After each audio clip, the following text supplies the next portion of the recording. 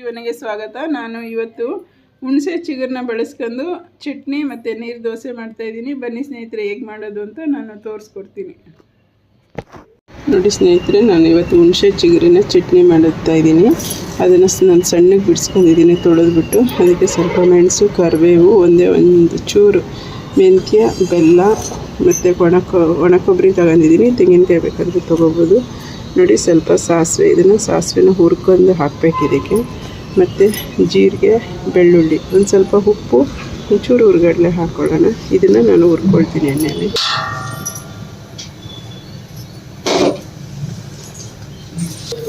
ಜೀರಿಗೆ, ಸಾಸಿವೆ ಫಸ್ಟಿಗೆ ನಾನು ಒಗ್ಗರಣೆನ ಮಾಡಿಬಿಟ್ಟು ಅಂತ ಇಟ್ಕೊಂಡ್ಬಿಡ್ತೀನಿ.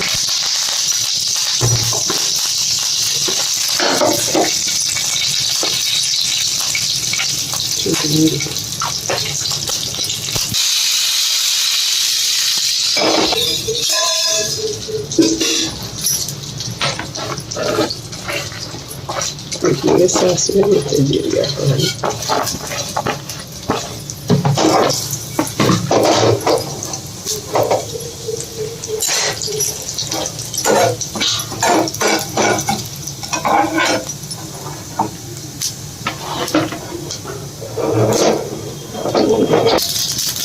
ಮೆಣಸನ್ನು ಹಾಕಿದ್ದೀನಿ. ಇವಾಗ ಸೊಪ್ಪನ್ನು ಹಾಕ್ತೀನಿ.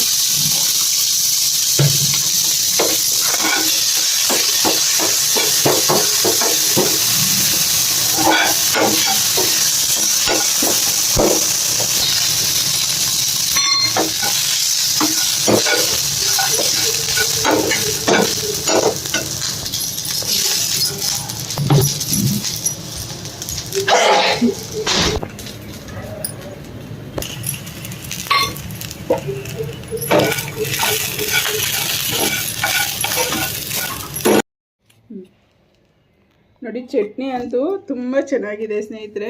ನಾನು ಇವಾಗ ಇದನ್ನೇ ಮನೆಯಲ್ಲಿ ಎಲ್ಲರೂ, ನಾವು ಹೆಂಗಸರು ಒಂದೊಂದ್ಸತಿ ಚೆನ್ನಾಗಿಲ್ಲ ಅಂದರೂ ಚೆನ್ನಾಗಿದೆ ಅಂದ್ಕೊಳ್ತೀವಿ. ಆದರೆ ಗಂಡು ಮಕ್ಕಳು ತುಂಬ ಕಷ್ಟ ಒಪ್ಪೋದು.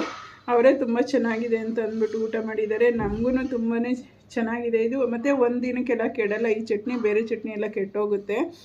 ಈ ಬೇಸಿಗೆ ಕಾಲದಲ್ಲಿ ಮಾತ್ರ ಈ ಹುಣಸೆ ಚಿಗುರು ಸಿಗೋದು. ಊರ ಕಡೆಯೂ ಸಿಗುತ್ತೆ. ಮತ್ತು ಬೆಂಗಳೂರಲ್ಲೂ ಕೆಲವೊಂದೊಂದು ಕಡೆ ಹುಣಸೆ ಮರಗಳು ಇರ್ತವೆ. ಅದನ್ನು ಚಿಗುರನ್ನ ತೊಗೊಬಂದು ಈ ಚಟ್ನಿನ ನಾನು ಹೇಗೆ ಮಾಡಿದ್ದೀನಲ್ಲ ಆ ಥರ ಹುಣಸೆ ಚಿಗುರು ಸ್ವಲ್ಪ ಹೀಟು ಅಂತಾರೆ. ಅದಕ್ಕೆ ಒಂದು 4 ಕಾಳು ಮೆಂತ್ಯನ ಹಾಕಿದ್ದೀನಿ ನಾನು. ತುಂಬಾ ಚೆನ್ನಾಗಿರುತ್ತೆ. ಯಾವತ್ತೂ ಮನುಷ್ಯನ ದೇಹಕ್ಕೆ ಹುಳಿ, ತೊಗರು ಎಲ್ಲ ತುಂಬ ಒಳ್ಳೆಯದು. ಈ ಚಟ್ನಿನ ಮಾಡಿ ನೀವು ಒಂದ್ಸತಿ. ನಾನು ಅದಕ್ಕೋಸ್ಕರ ಇವತ್ತು ಈ ವಿಡಿಯೋ ಮಾಡಿದ್ದೀನಿ. ನನ್ನ ವಿಡಿಯೋ ನಿಮ್ಗೆ ಇಷ್ಟ ಆಗಿದ್ದರೆ ಫ್ರೆಂಡ್ಸ್ ಆ್ಯಂಡ್ ಫ್ಯಾಮಿಲಿಗೆ ಶೇರ್ ಮಾಡಿ, ಲೈಕ್ ಮಾಡಿ. ನನ್ನ ವಿಡಿಯೋ ನೋಡಿದ್ದಕ್ಕೆ ಧನ್ಯವಾದಗಳು.